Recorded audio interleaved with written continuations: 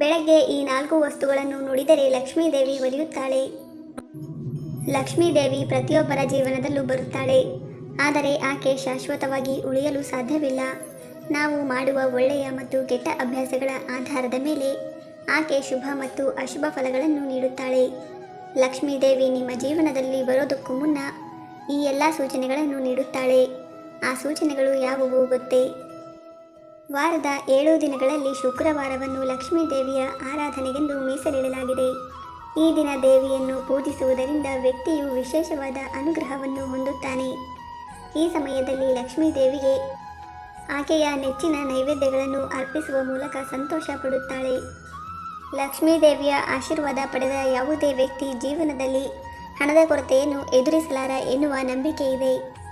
ಅದೇ ರೀತಿ ನಿಮ್ಮ ನಿಂತು ಹೋದ ಎಲ್ಲ ಕೆಲಸವೂ ವೇಗವನ್ನು ಪಡೆಯುತ್ತದೆ ಮತ್ತು ಪ್ರಗತಿಯ ಸಾಧ್ಯತೆಗಳು ಉದ್ಭವಿಸುತ್ತವೆ. ಲಕ್ಷ್ಮೀದೇವಿಯನ್ನು ಶುಕ್ರವಾರದ ದಿನದಂದು ಹೊರತುಪಡಿಸಿ ಲಕ್ಷ್ಮೀ ಪೂಜೆಯ ಸಮಯದಲ್ಲೂ ಪೂಜಿಸಲಾಗುತ್ತದೆ. ಹಾಗೂ ನಾವಿರುವ ಸ್ಥಳವನ್ನು ಸ್ವಚ್ಛವಾಗಿ ಇಟ್ಟುಕೊಳ್ಳುವುದರಿಂದ ಕೂಡ ನಾವು ಲಕ್ಷ್ಮಿಯ ಆಶೀರ್ವಾದವನ್ನು ಪಡೆದುಕೊಳ್ಳಬಹುದು.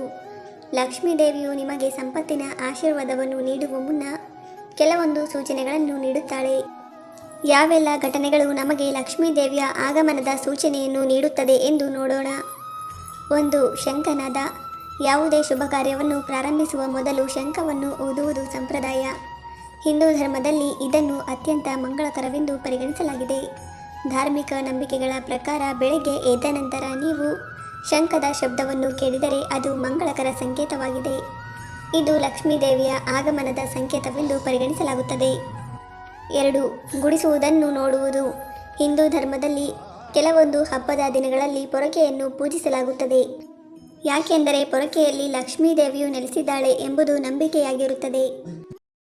ಬೆಳಗ್ಗೆ ನೆಲವನ್ನು ಗೂಡಿಸುತ್ತಿರುವುದನ್ನು ನೋಡಿದರೆ ಅದು ಸಂಪತ್ತಿನ ತಾಯಿಯಾದ ಲಕ್ಷ್ಮೀ ದೇವತೆಗೆ ಸಂಬಂಧಿಸಿದ ಸಂಕೇತವೆಂದು ಪರಿಗಣಿಸಲಾಗುತ್ತದೆ.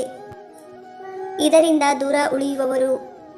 ಧಾರ್ಮಿಕ ನಂಬಿಕೆಗಳ ಪ್ರಕಾರ ವ್ಯಕ್ತಿಯ ಆಹಾರ ಪದ್ಧತಿಯಲ್ಲಿ ಹಠಾತ್ ಬದಲಾವಣೆಯಾದರೆ ಅದನ್ನು ಮಾತೃದೇವತೆಯ ಆಗಮನವೆಂದು ಪರಿಗಣಿಸಲಾಗುತ್ತದೆ. ಅಂಥವರು ಕ್ರಮೇಣವಾಗಿ ಮಾಂಸಾಹಾರ ಮತ್ತು ಔಷಧಗಳಿಂದ ದೂರ ಉಳಿಯುತ್ತಾರೆ. 4ನೇದಾಗಿ ಗೂಬೆ.